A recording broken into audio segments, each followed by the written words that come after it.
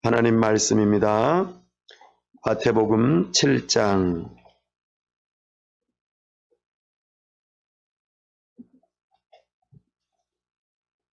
하나님 말씀 마태복음 7장 24절에서 29절 말씀입니다.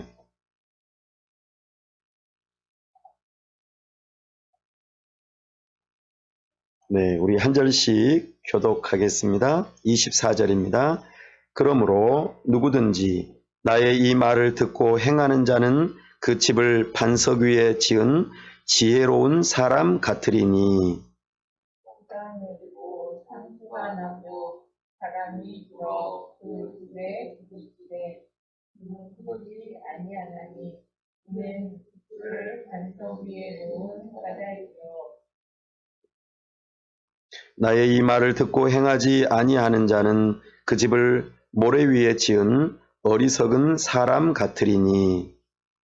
비가 내리고 상수가 나고 바람이 불어 그 집에 부딪히매 무너져 그 무너짐이 심하니라. 예수께서 이 말씀을 마치심에 무리들이 그의 가르침심에 놀라니. 이는 그 가르치시는 것이 권위 있는 자와 같고 그들의 서기관들과 같지 아니함이더라. 아멘. 함께 기도합니다. 하나님 아버지, 오늘 주일을 지나가며 주님의 말씀을 묵상하고 주님의 말씀 가운데 우리의 신앙의 기초를 튼튼히 하고 또 뼈대를 단단히 해서 흔들림 없이 이 어려운 시대 가운데에 믿음으로 살아갈 수 있도록 은혜 주시기를 원합니다. 이제 우리가 성경을 먹는 방법 네 번째 시간으로 설교를 듣는 귀한 방법을 배우기를 원합니다. 우리 하나님께서 설교를 들을 수 있는 귀를 열어주시고 또한 그렇게 은혜를 받을 수 있도록 은혜 베풀어 주옵소서. 이 시간 함께 하시고 힘주시기를 원하오며 우리 주 예수 그리스도의 이름으로 기도하옵나이다. 아멘. 아멘. 네, 우리가 성경을 먹는 법 계속해서 나누고 있는데요. 오늘이 이제 성경 먹는 법 마지막 시간입니다. 성경을 먹어야 됩니다. 우리 영혼은 성경을 안 먹으면 살 수가 없습니다. 살 수가 없어요. 생존을 위해서는 반드시 성경을 먹고 그 성경을 먹은 대로 소화를 시켜내려면 기도해야 되고 기도한 대로 또 이제 순종하는 거예요. 그래야만 우리가 성경을 먹는 것은 반드시 먹어야지 영양분을 공급받겠죠. 그러면은 소화를 시키려면 기도를 해야 돼요. 그 말씀을 붙들고 기도를 하면은 우리 위장이 오물딱조물딱 하는 것처럼 소화를 시켜 나가는 겁니다. 거기서 영양분을 섭취하는 것이죠. 그리고 난 다음에 실천을 해야 돼요. 순종을. 그러면 우리의 근육이 점점 더 힘을 키워지고 우리의 건강이 유지가 됩니다. 성경을 먹고 기도하고 실천 순종하는 거 이게 다 굉장히 중요하겠죠? 이제 성경을 먹는 법 이제 복습하면서 마지막 설교 듣는 방법을 배우겠습니다. 성경 통독, 성경을 읽으라 그렇게 했는데요. 하루에 15분만 읽어도 1년에 2독을 할 수 있다. 소리내서 읽거나 또 성경을 듣거나 혼자 하기 힘들면 짝을 지어가지고 하고 함께 하면은 더 좋습니다. 그래서 우리는 성경을 계속해서 읽어가면서 먹어야 합니다. 이것이 우리가 성경을 먹는 하나의 방법입니다. 잘하고 계시죠? 한 분만 대답하시네. 네, 성경을 꼭 드셔야 돼요. 안 먹으면 안 돼요. 네. 아무리 강조해도 지나치지 않습니다. 성경을 꼭 드셔야 돼요. 네. 그다음에 성경을 암송하셔야 됩니다. 성경을 암송하셔야 돼요. 아침에는 시편 1편, 1절에서 6절, 낮에는 빌립보서 2장 5절에서 11절, 저녁에는 마태복음 5장 1절에서 12절. 암송하고 계시죠? 네, 감사합니다. 이번에는 한 서너 분 정도 되신 것 같아요. 네, 이제 성탄절 때 이거 암송 대회 하겠습니다. 네, 예, 시편도 하고 빌립보서도 하고 마태복음도 하고 다 해도 되고 어느 한 부분 잘 되는 거, 자신 있는 거 출전하십시오. 그래서 그 말씀이 육신이 되어 우리 가운데 거하시는 그 놀라운 은혜를 경험하기를 바랍니다. 네.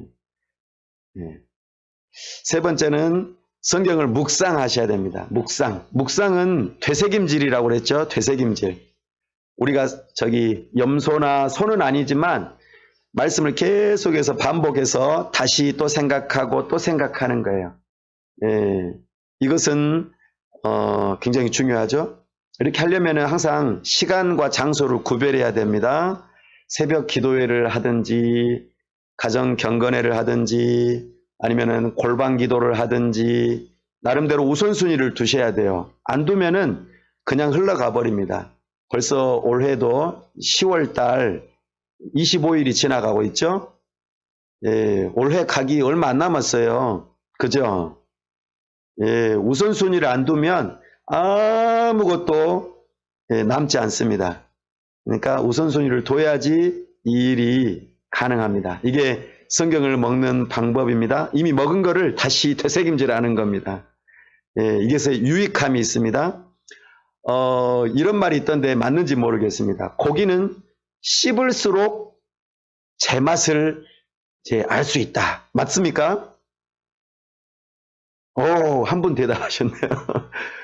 예, 고기 맛을 아는 사람은 계속해서 반복해서 씹는다고 하는데, 예, 하나님 말씀도 자꾸 반복해서, 예, 먹어야 됩니다. 그렇게 해야지만이 그 제대로 된 맛을 알 수 있죠. 네 번째로는, 예, 성경 공부하는 것, 귀납적 성경 공부, 연역적 성경 공부. 우리가 이것은 수요일이나 또는 금요일이나 주일이나 이렇게 할 때에 같이 함께 하시면은 충분히 하실 수 있는 것들입니다.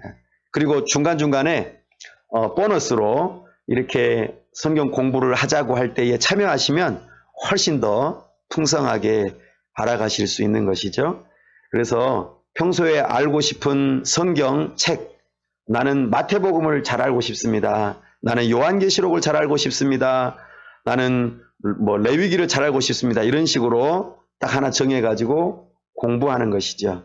또 교회적으로 하면은 더 좋고요. 또 주제별로 나는 성경을 주제로, 나는 경제를 주제로 성경적인 어떤 그런 청지기로서의 그런 것들, 또는 하나님께서 이 세상 종말은 어떻게 이루실 것인가, 이런 여러 가지 주제들을 따라서 공부를 해보면 아주 풍성해지죠. 깊이가 있습니다. 예, 사람의 존재감이 무거워지게 되죠. 이런 식으로 성경을 먹을 수 있습니다. 그렇다고 교회 말고 딴 데 가가지고 성경 공부하시면 안 돼요. 네. 예, 딴 데 가서 성경 공부하실 분들은 저에게 먼저 허락을 받고 가세요. 예, 아주 못 가게는 안 할 테니까 어디서 가서 뭘 배우는지, 예, 그거를 저에게 말씀해 주셔야 돼요. 그래야지만이 제가 분별하고 가도 된다고 말씀드리고, 그래서 풍성한 그런 삶을 사셨으면 좋겠어요. 그냥 몰래 가다가 저한테 들키면 안 됩니다. 예, 하도 세상이 험해가지고, 예, 예전에는 막 여기저기 부흥회 쫓아다니고 성경 공부 쫓아다니고 막 그랬었는데 요즘에는 아주 세상이 험해요. 싹 낚아가 버려요. 예, 낚시하듯이. 이제 성경 먹는 법 네 번째, 설교 듣는 방법을 제가 말씀드리겠습니다. 오늘 우리 예수님께서 설교하셨어요. 그리고 또 가르치기도 하시고요. 그런데 사람들이 뭐라고 반응이 나왔냐면 서기관 같지 않다. 너무나 놀랍다. 예, 정말 권위 있는 자다. 정말 하나님께서 말씀하시는 것처럼 들렸다. 이제 이런 반응입니다.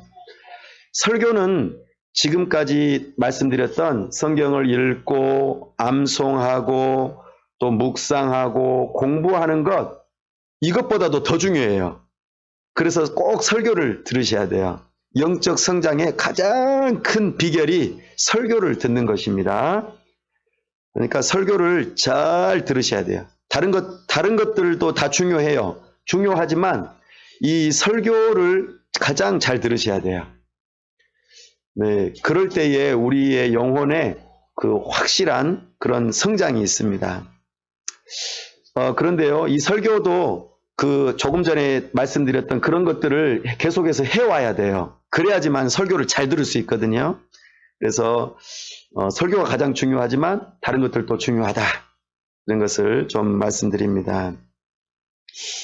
오늘 잠깐 나누어 드리면 설교의 내용과 전달에 대해서, 또 설교 그 내용에 있어서 메시지와 형식, 그리고 설교자는 어떤 역할을 하고 청중은 어떤 역할을 하는지, 이런 것들을 통해서 설교가 우리에게 얼마나 중요한지, 그리고 설교를 어떻게 들어야 되는지, 그래서 어떻게 은혜를 받아야 되는지, 이것을 꼭 배우실 수 있기를 바랍니다. 설교의 내용, 제가 이렇게 설교를 하게 되면은 내용이 있어요. 내용, 알맹이가. 그것을 비유적으로 표현해 보면 빛이라고 말할 수 있습니다. 빛. 우리가 어두움 가운데 있으면 더듬더듬 해야 되고 어디로 가야 될지 잘 모릅니다.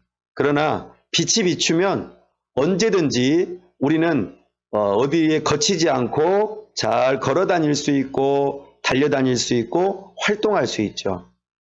또 빛이 있으면은 우리 몸에나 아니면 얼굴에나 뭐가 묻어 있으면 그것이 오염됐다라고 생각하고 뭔가 반응을 하게 되어 있습니다. 그래서 우리는 성경 설교를 들을 때에 빛이 비추어지면 우리 자신의 죄를 깨닫게 되고 하나님을 발견하고 우리가 어떻게 살아야 될지 아는 것이죠. 이것이 설교의 내용입니다. 빛에 해당되는 것이죠. 그래서요, 이거는 잘 들으셔야 됩니다. 왜냐하면 제가 설교하는 스타일이기 때문에 그렇습니다. 설교를 어떻게 내용을 구성하는지 잘 들으셔야 돼요. 이런 방식으로 우리 목사님 설교하는구나. 대부분의 경우 그렇습니다. 제가 설교할 때에 그 기초적인 배경 지식을 좀 설명을 드려요. 기초적인 배경 지식을 좀 설명을 드리고 그 다음에 거기 성경 안에서 어떤 구절들을 같이 읽어가면서 거기에서 진리가 무엇인지를 제가 이렇게 교리들을 끄집어냅니다. 그러는 가운데에 우리가 하나님을 발견할 수 있도록 이끌어드려요. 그러면서 자기 자신이 어떤 사람인지를 발견하는 거죠. 돌아보는 거죠.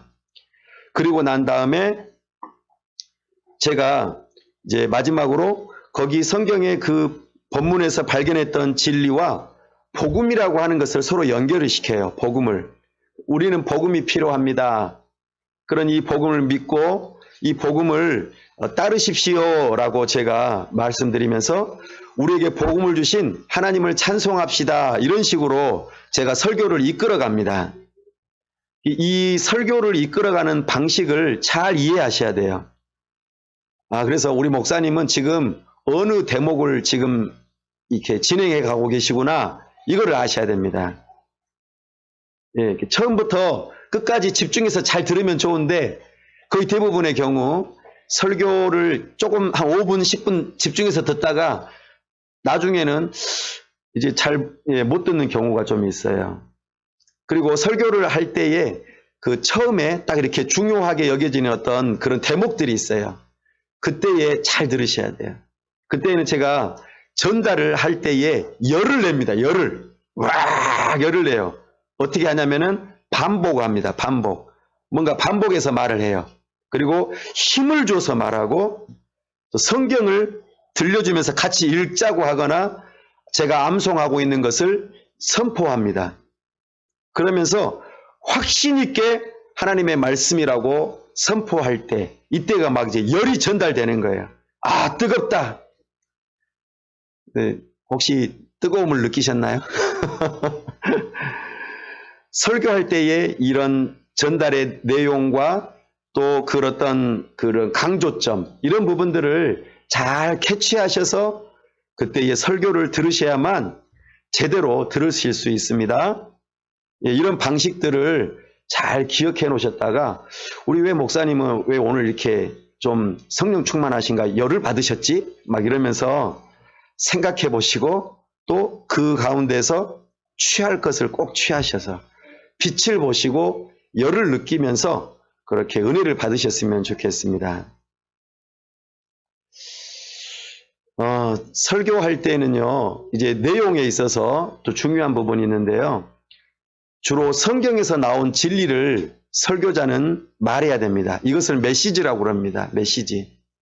그런데 제가 설교에 있어서 성경에서 나온 진리를 말하지 않고 재미있는 이야기를 해가지고 사람들을 웃기려고 하고 흥미 위주로 이야기거리를 만들어가지고 설교를 이어간다면 이것은 하나님의 말씀이 선포되는 것이 아닙니다. 그리고 우리에게 잘못된 양식을 먹이는 거예요. 그러니까 혹시 제가 설교하다가 성경에서 나오는 진리를 말하지 않고 웃기려고만 하는 것 같으면 저에게 말씀해 주세요. 그건 잘못된 방식이니까요. 그리고 설교의 내용에 있어서 중요한 형식이 하나가 있는데 본문을 강의해야 됩니다. 본문을 밝히 드러내야 돼요. 본문에서 무엇을 말씀하고 있는지. 이것을 하지 않으면 설교자가 하고 싶은 말을 하게 되어 있어요. 내가 평소에 하고 싶은 말을 해버리는 거예요. 그러면 안 됩니다. 그러니까 성경에서 말씀하고 있는 바가 선포되어질 수 있도록 이것이 무엇인지를 귀담아 들을 필요가 있습니다. 그렇지 않고 목회자의 개인적인 생각을 막 이렇게 드러내버리면은 문제가 발생합니다. 우리는 좋은 것을 먹지 못하는 것이죠. 그래서 설교에서는 반드시 성경에서 나온 진리를 들으셔야 되고 본문에서 뭐라고 하는지 그것을 살펴보셔야 합니다. 그래서요, 설교자는 청중을 하나님께로 이끄는 중요한 역할을 합니다. 이것을 제대로 하지 않으면 청중은 하나님을 만날 수가 없죠. 과거 레위기 말씀을 통하여 하나님께 제사 드릴 때에 제사장이 없으면 하나님을 만나는 일에 어려움이 생긴다 하였습니다. 설교자가 제사장은 아니지만 하나님께로 나아가는 데에 굉장히 중요하게 이끌어주는 역할을 하는 것은 사실입니다. 그래서 우리 성도님들이 설교자를 위해서 기도하실 때에는 이런 기도를 하셔야 돼요. 목사님을 통하여 우리가 하나님을 만나고 싶습니다. 하나님께로 이끌림을 받고 싶습니다. 목사님이 중요하겠죠. 그래서 목사님을 통하여 하나님을 만나고 싶다고. 목사님만 만나고 가면은 곤란합니다. 그래서 우리는 이 설교 가운데에 특별히 설교자에게 이런 일을 잘 감당하게 해달라고 기도하십시오. 그리고 청중은 특별히 기도할 때에 사모하는 마음으로 하나님을 만날 수 있게 해달라고 하나님의 말씀을 잘 알게 해달라고 기도하면서 하나님 앞에 나아오는 것이죠. 그리고 경청하는 것입니다. 경청. 그리고 경청한 대로 순종하는 것이죠. 이것이 설교를 잘 듣는 사람의 태도입니다. 성도들은 이 설교를 들으시면서 설교를 듣는 자신을 위해서 기도하십시오. 내가 오늘 하나님을 만나야 된다. 은혜를 받아야 된다. 이렇게 말이죠. 오늘 우리가 예수님께서 말씀하실 때에 사람들이 그의 가르침에 놀랐다고 했습니다. 참으로 예수님을 만나면 사람들은 이렇게 놀라는 반응을 하게 되어 있습니다. 그리고 하나님의 하신 말씀으로 권위 있게 받아들입니다. 저의 말에 무슨 권위가 있겠어요? 저는 아무것도 아닙니다. 그러나 제가 하나님의 말씀을 붙들고 선포한다면 그것은 권위가 있는 것입니다. 그것을 저의 말로 듣지 마십시오. 나이 어린 사람이 하는 말이 무슨 권위가 있겠어요? 모르는 소리라 하실 수도 있겠죠. 그러나 하나님의 말씀이 들려지면 그것을 제 말로 듣지 마시고 하나님의 말씀으로 들으십시오. 그러려면 말씀에 대한 거룩한 식욕을 가지셔야 됩니다. 아, 하나님 말씀 먹고 싶다. 내 영혼이 정말 더욱더 건강해져야 되는데, 내 영혼을 위해서 내가 하나님 말씀을 먹어야 되는데, 이런 거룩한 식욕을 가지고 함으로 하나님 앞에 나아오셔야 합니다. 그리고 가르침을 받을 때는 정말 부드러운 마음이 되게 해달라고 기도하십시오. 우리가 예수님께서 사람의 마음밭을 4가지로 말씀하셨던 것을 아마 떠올려 보시면 좋겠습니다. 길가에 밭이 있고 그 밭과 같은 길가와 같은 마음이 있고 돌짝밭과 같은 마음이 있고 가시덤불과 같은 마음이 있다, 이렇게 하셨습니다. 이 3가지는 다 사실은 똑같은 거예요. 부드러운 것이 결코 아닙니다. 그러나 딱 한 가지 좋은 밭이 있다고 그랬죠. 우리는 이런 마음밭이 되게 해달라고, 부드럽게 해달라고 기도하셔야 합니다. 묵은 땅은 결코 곡식을 내어놓을 수 없습니다. 반드시 밭을 또는 논을 기경해야만 합니다. 우리의 마음이 부드러워져야 돼요. 그렇지 않고서는 하나님의 말씀을 받기가 어렵습니다. 그러니 우리는 우리의 마음이 부드러운지 부드럽지 않은지를 늘 점검해 보셔야 합니다. 이것들이 설교를 듣는 굉장히 중요한 자세들입니다. 그리고 하나님의 말씀이 선포된다는 것을 기억하십시오. 하나님의 말씀이 선포될 때에 귀담아 들으셔야 합니다. 그리고 아멘으로 받으십시오. 나아가 제가 한번 받아 합시다 라고 말할 때에는 이것을 큰 소리로 내서 내 귀에 들리도록 믿음으로 그것을 나의 것으로 삼으셔야 합니다. 그냥 아무 생각 없이 그렇게 따라 하시면 안 됩니다. 이것은 하나님의 말씀이다 라고 하는 믿음을 가지고 내가 받아 그것을 나의 것으로 삼으셔야 합니다. 그리고 또 말씀의 심긴도를 온유함으로 받는 것, 사실 비슷한 말이죠.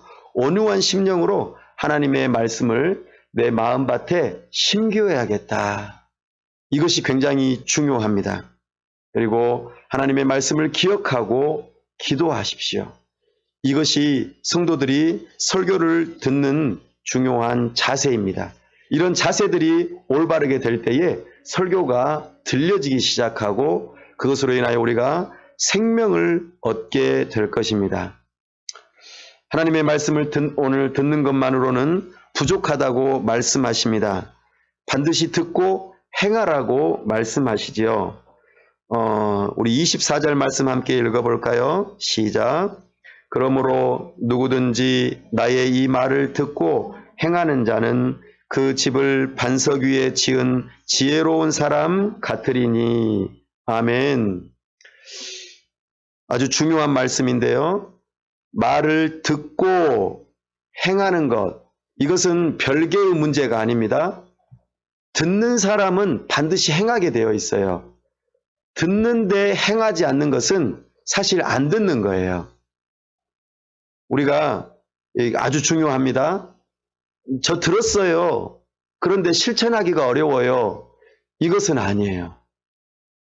듣는 사람은 반드시 실천하게 되어 있어요. 안 들은 겁니다. 내가 듣는 척 하는 거예요. 반드시 듣는 것과 행하는 것은 하나로 가게 되어 있습니다. 그래서 내가 지금 듣는 것을 하나님의 말씀으로 듣는다면 결코 가벼이 여기지 않을 것이고 그 말씀대로 겸손하게 순종하는 것입니다. 행하는 것이죠. 그 사람을 가리켜 지혜로운 사람이라고 말합니다. 그 지혜로운 사람을 비유하기를 그 집을 반석 위에 지은 사람과 같다라고 말합니다. 반석 위에, 반석은 결코 흔들림이 없는 것이죠. 그리고 비가 내리고 창수가 나고 바람이 불어 그 집에 부딪혀도 무너지지 아니하는 반석, 그 위에 세워진 것과 같다고 말합니다. 반석은 곧 하나님의 말씀이요 우리 주 예수 그리스도를 믿는 믿음을 가리키고 있습니다. 참으로 우리는 설교를 분명하게 듣는다면 실천하는 것이 옳습니다. 그렇지 않고 26절입니다. 시작. 나의 이 말을 듣고 행하지 아니하는 자는 그 집을 모래 위에 지은 어리석은 사람 같으리니. 아멘. 사상 누각이라고 보통 표현하죠. 모래 위에다가 집을 지으면 결국에는 무너지게 된다. 근데 그 무너짐이 심하다 그렇게 표현합니다. 이것은 제대로 듣지도 않았기 때문에 제대로 실천할 수 없는 것입니다. 그러니까 제대로 듣지 않으면 하나님의 뜻과는 반대되게 행동할 수 있습니다. 하나님의 뜻을 아예 모르니까 자기가 원하는 대로 하는 거죠. 우리는 이 말씀에 주의할 필요가 있습니다. 반드시 하나님의 말씀을 듣는 사람은 반드시 그대로 행하게 되어 있고, 듣지 않기 때문에 행하지 않을 뿐만 아니라 전혀 반대로 다르게 행동하는 삶을 살아갈 수 있습니다. 이것을 꼭 기억하시고 내가 듣는 바대로 실천하는 삶을 살아가는 것입니다. 그리고 내가 그 말씀을 들은 것을 다른 사람에게 나누기도 하고, 또한 내가 이것을 말씀대로 실천해 보았더니 이런 부분이 잘 안 되더라. 나의 연약함, 나의 죄성이 이런 부분이 있더라. 라고 나눌 때에 다른 사람들이 도와줄 수 있습니다. 그 말씀은 원래 그런 뜻이 아니다. 그 말씀은 이런 뜻이다. 그래서 이렇게 해보아야 한다. 그리고 내가 그 말씀을 가지고 나도 동일하게 실천해 보았더니 이렇게 되었더라. 라고 나누면 나눌수록 우리는 설교를 더 신뢰하고 들을 수 있고, 그 설교대로 삶을 살았을 때에 인생의 재미를 느끼게 됩니다. 하나님의 말씀을 먹고 소화를 했으니 그것이 우리에게 영양분이 되고, 또 운동을 했으니 우리를 건강하게 하는 것이죠. 그러나 먹고 그냥 운동을 하지 않고 그냥 우리 몸에 있던 것을 전부 다 한 번에 쏟아내버리고 소화를 못 시키면 우리의 몸은 건강하지 못합니다. 하나님 말씀대로 순종을 안 해봤으니 이 약한 원수마귀하고 어떻게 싸워 이기겠습니까? 싸워본 적도 없는 것이죠. 사실은 내 안의 죄성과도 정확하게 바라보며 이것 때문에 괴로워하고 힘들어하면서 하나님 도와달라고 기도하지도 못하고 그냥 누워서 힘없이 영양실조에 걸린 사람처럼 아무 일도 못하고 그렇게 살아간다면 우리는 설교로 제대로 듣는 것이 아닌 것입니다. 이제 몇 가지 제가 한 4가지 정도 나눌 것인데요. 설교를 잘 이해하는 방법부터 하나씩 또 쭉 나누겠습니다. 성경을 개인적으로 통독하고 묵상하는 일. 제가 지난번에 말씀드렸던 것처럼 성경을 다른 방식으로 계속 먹으셔야 됩니다. 그리고 설교자의 그 확신 있는 설교를 들으십시오. 그리고 산만한 마음으로 듣지 마십시오. 우리 마음이 굉장히 교회에 나와서도 설교를 들으면서도 마음이 다른 데 갈 수도 있습니다. 우리 마음을 빼앗기면 마치 새가 먹이를 이렇게 씨앗을 먹어버린 것처럼 우리가 하나님의 말씀을 제대로 듣지 못하게 됩니다. 우리의 마음을 집중하여 들을 필요가 있습니다. 설교에 대한 중요한 핵심과 구조를 파악하면서 우리 목사님은 이때쯤이면 이런 식으로 지금 설교를 내용을 하시지 라고 하면서 잘 귀담아 들으시고 그 흐름을 잘 이해하면서 또 설교 들었던 것을 반복해서 들으시고 또 나누면서 이해가 될 때까지 묵상해 보는 것입니다. 한 번에 우리는 다 알 수 없습니다. 설교를 다 듣고 모든 걸 다 기억한다면 얼마나 좋겠습니까? 그러나 그렇지 못하는 경우가 많습니다. 그래서 우리는 소모임을 통해서 다시 한번 생각해 보고 묵상하고 궁금하면은 다시 한번 질문하고 그렇게 해서 이 말씀을 나의 것으로 반드시 삼으셔야 합니다. 소화시키는 거죠. 그래서 소모임을 꼭 하셔야 돼요. 주일 예배를 하고 말씀을 듣고 난 다음에 소모임을 안 하시면 소화하는 그 과정들이 없게 됩니다. 그러면은 실천은 더더욱 못하게 되는 것이죠. 영양분이 골고루 흡수가 안 되는데 어찌 그것이 나에게 나의 몸을 건강하게 해주겠습니까? 그래서 반드시 이 소모임을 참석하셔야 합니다. 그리고 다른 때에도 궁금하면 언제든지 질문하고 또 말씀을 잘 알 수 있도록 다른 사람에게 물어보고 그렇게 하셔야 합니다. 그리고 평소에 지금 믿음이라고 하는 주제를 가지고 제가 설교를 했다면 이것에 관련된 신앙 서적을 읽어볼 필요도 있습니다. 그리고 가장 중요한 것, 성령의 도우심을 구하는 것입니다. 성령 하나님께서는 성경의 원저자이십니다. 저자가 직강하는 것이 가장 중요하죠. 저자가 바로 직접적으로 강의를 해주면 최고 아니겠습니까? 이 성경의 저자이신 성령 하나님의 도우심을 구하며 설교를 들을 때에 설교를 가장 잘 이해할 수 있습니다. 우리는 실천은 반드시 내가 이해가 되어야만 실천할 수 있습니다.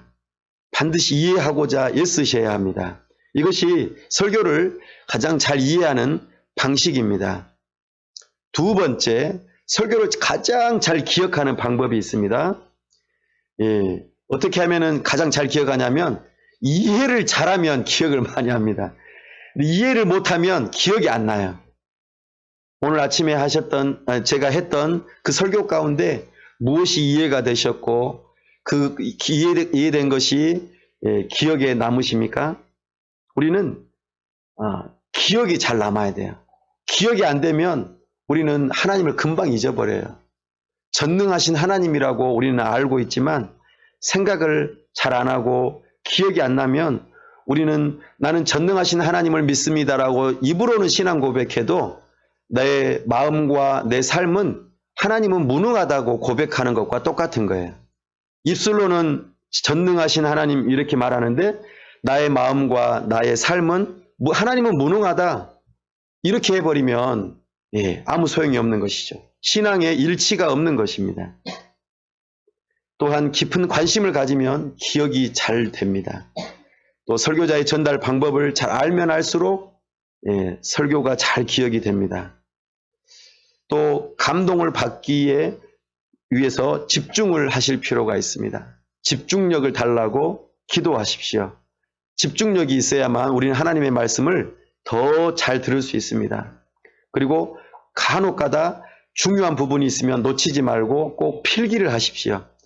가끔씩 너무 필기하다 보면은 제가 이렇게 화면으로 보여드리는 거 이런 것들을 보면은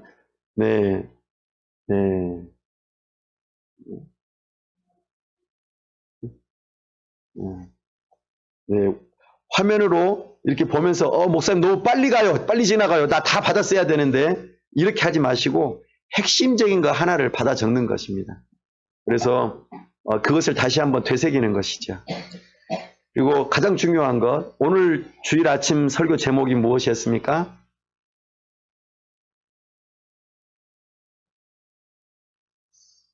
전능하신 하나님, 우리 아버지. 이 제목을 잘 기억하셔야 돼요. 이 제목을 잘 기억하면은 성공하신 거예요. 이것을 반복해서 생각하는 거예요. 전능하신 하나님, 우리 아버지. 내가 다른 거 다 잊어버려도 이 제목만은 기억하리라. 그래서 누가 자다가도 딱 나를 깨우면은 전능하신 하나님, 우리 아버지 이렇게 대답하실 수 있도록. 그러면은 설교를 제대로 들으시는 거예요. 기억하고 있잖아요. 그러면은 한 번 더 묵상할 수 있는 것입니다. 제목이 아주 중요합니다. 그래서 제목을 저도 정할 때에 어떻게 하면 쉽게 잘 기억되도록 그리고 오늘의 설교의 가장 핵심이 되는 것을 말할 수 있을까 하면서 제목에 대한 고심이 좀 큽니다. 그냥 제목 만드는 거 아닙니다. 세 번째, 설교를 잘 감동받는 방법입니다. 설교자는 그리스도의 대사입니다. 그래서 말씀드렸듯이 저는 하나님은 아닙니다. 그렇지만 대사라는 그런 생각을 가지고 하나님의 말씀을 내가 목사님을 통하여 들어야겠다. 이런 마음가짐을 가지셔야 합니다. 젊은 목사가 알면 얼마나 알겠어. 설교를 하면 얼마나 잘하겠어. 이제 이렇게 시작되면 설교의 은혜가 안 됩니다. 하나님의 말씀이 내가 한 번이라도 하나라도 내가 들어야지. 이런 마음을 가지셔야 합니다. 그리고 혹시 제가 책망하듯이 경고하듯이 설교를 한다면 어느 누군가를 미워해서 제가 그렇게 하는 거 결코 아님을 꼭 이해해 주시기 바랍니다. 하나님께서 책망이 들려졌다면 그 하나님께서 하시는 거예요. 저는 저대로 본문을 따라서 설교를 하는 것일 뿐입니다. 그러나 그것이 책망으로 다가오고 경고로 다가왔다면 그것은 하나님의 메시지입니다. 그럴 때에 목사님 나를 미워하는가 보다. 내가 상처받았어. 나 교회 안 나갈 거야. 이러지 마시고 하나님께서 하시는 말씀이다. 이렇게 생각하십시오. 그러면 나에게 틀림없이 약이 됩니다. 그리고 하나님께서 나를 고치시고 싶으신 거예요. 나를 새롭게 하시고 우리 모두가 다 죄인이지 않습니까? 하나님 앞에서. 그래서 우리는 늘 우리의 죄성이 우리를 괴롭히고 우리를 넘어지게 합니다. 그렇기 때문에 우리는 책망받아야 합니다. 경고를 받아야 합니다. 그것은 하나님께서 우리를 사랑하신다는 뜻입니다. 그러니 반드시 이것을 기억하시고 기쁘게 달게 받아주시기를 바랍니다. 나아가 마지막 설교를 듣는 것처럼 들으면 좋겠습니다. 이게 참 어려운데요. 저도 배우기로는 설교를 할 때에 마지막 설교를 하듯이 설교를 해라. 다시는 설교할 수 있는 기회가 없는 것처럼 설교를 해라. 이렇게 배웠습니다만 우리도 설교를 들을 때에는 마지막 내가 설교를 듣는다. 이런 마음가짐으로 설교를 들을 때에 감동을 받을 수 있습니다. 이 설교는 나중에 최후 심판의 도구가 된다는 것을 기억하십시오. 내가 그때 몇 월 며칠 2020년 10월 25일 내가 그렇게 곽기웅 목사를 통하여 하나님의 말씀이 선포되었는데 너는 그렇게 어떻게 그렇게 살았니? 라고 심판의 도구가 된다는 것을 명심하십시오. 그래서 우리는 하나님의 말씀을 가볍게 여기지 말고 이 말씀 가운데 내가 하나라도 붙들고 그 말씀을 내가 실천해 봐야겠다. 하나님 저에게 꼭 필요한 말씀 주셔서 감사합니다. 이러면서 힘쓰는 것입니다. 그리고 설교를 적용할 책임은 나에게 있다고 생각하시고 설교를 들으십시오. 그리고 설교의 내용으로 기도하셔야 합니다. 설교를 들은 만큼 계속해서 기도하셔야만 이 감동이 계속해서 오랫동안 남습니다. 설교를 듣고 뒤돌아서 버리면 안 됩니다. 반드시 기도해야만 그것이 소화력을 갖게 합니다. 소화력을 소화제와 같다고 할까요? 소화 능력을 향상시키는 것이 기도입니다. 반드시 설교를 들으시면은 그 내용을 붙들고 기도하셔야 합니다. 마지막으로 설교를 잘 실천하는 방법을 말씀드리겠습니다. 마음과 생활에서 잘못된 것을 고치는 것입니다. 실천의 방식인 것이죠. 그리고 앞서 말씀드렸던 설교를 이해를 못하면 기억을 못하고 기억을 못하면 감동이 없고 감동이 없으니까 실천이 없는 것입니다. 우리는 반드시 들었다면 행해야 되는 것이죠. 근데 행함이 없는 것은 행함이 없는 믿음은 죽은 믿음이라고 그러셨잖아요. 이것은 듣지 않았기 때문이에요. 잘 안 들었기 때문입니다. 그 듣는다는 표현은 이해가 되어지고 기억하는 것이고 감동을 받는 것에 그 모든 항목이 다 들어가는 것입니다. 이것이 있어야만 우리는 실천할 수 있습니다. 앞선 것이 없으면 뒷선 것도 없습니다. 우리는 설교를 들을 때에 양심으로 살피시면서 내 마음의 민감함으로 설교를 잘 들어야만 우리는 실천할 수 있습니다. 경건하게, 진지하게, 실천적인 자세로 설교를 들으시고 그것을 가지고 내가 실천해보고 다른 사람과 교제하면서 나누셔야 합니다. 나는 이것이 잘 되더라. 나는 이것이 잘 안 되더라. 우리의 연약함을 나누는 것이 결코 나쁜 것이 아닙니다.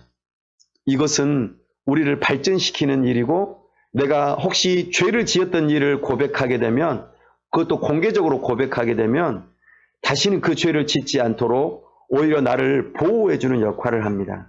그래서 그 죄에 대한 문제에 있어서 도와달라고 요청할 수 있고 그것에 대해서 승리할 수 있는 길이 되기도 합니다. 그리고 내가 그 실천한 것, 하나님 말씀대로 실천해 본 것을 기록하고 자신을 점검하십시오. 그래서 제가 금요일 날 드렸던 그 기도 합주의 그 용지를 가지고 매일매일 기록하셔야 합니다. 내가 하나님 말씀대로 그렇게 살고 있는가 점검하시고 쓰고 감사할 내용들 적으시고, 예, 그것이 여러분들의 만나 항아리입니다. 예, 금 항아리예요. 만나를 담아놓는 항아리예요. 그것을 나중에 꺼내볼 때에 은혜가 됩니다. 이제 앞으로 다음 주일 11월 1일부터 21일까지 2020 다니엘 기도회를 한다고 말씀드렸습니다. 여러분들의 마음에 벌써 작정하시고 내가 이 기도회를 하리라 그런 마음을 먹고 계십니까? 그렇다면 기도 제목을 적으십시오. 그것도 구체적으로 적으십시오. 그리고 난 다음에 그 기도가 이 기도회 가운데에 어떻게 응답을 받는지 분명하게 기록하십시오. 그리고 21일 끝나는 날 나누어 주십시오. 그렇다면 이것은 우리에게 큰 자산이 될 것입니다. 그리고 그리스도의 사랑과 거룩함을 묵상하면서 실천할 때에 우리는 더욱더 실천을 잘 할 수 있습니다. 사랑하는 여러분, 말씀을 정리합니다. 오늘 예수님은 정말 엄청난 설교를 하셨습니다. 그리고 그 설교를 듣는 무리들은 그것에 대해서 엄청난 반응을 합니다. 우리 예수님께서는 설교자로서 참으로 하나님의 임재로 이끄는 역할을 하셨습니다. 그 일을 위해서 성경 본문을 근거로 또 성경에서 나온 진리를 따라서 설교하는 것입니다. 그때에 우리는 하나님을 만날 수 있는 것입니다. 하나님의 음성을 듣는 것이 바로 그것입니다. 우리는 설교자를 위해서 기도하셔야 하고 설교자는 또한 이와 같은 태도로 열심히 설교를 준비하셔야 합니다.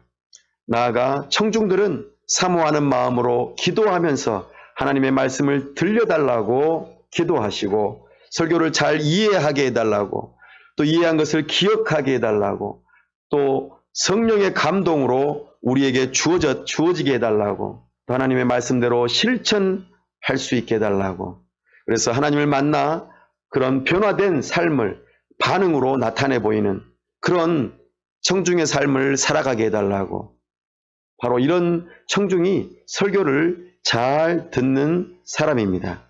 그래서 진정으로 예수님을 만나시고 하나님을 만나셔서 가르치심에 놀라고 또 권위 있는 자와 같고 참으로 예수님을 진정으로 따르는 하나님의 사람이 될 수 있기를 간절히 바랍니다.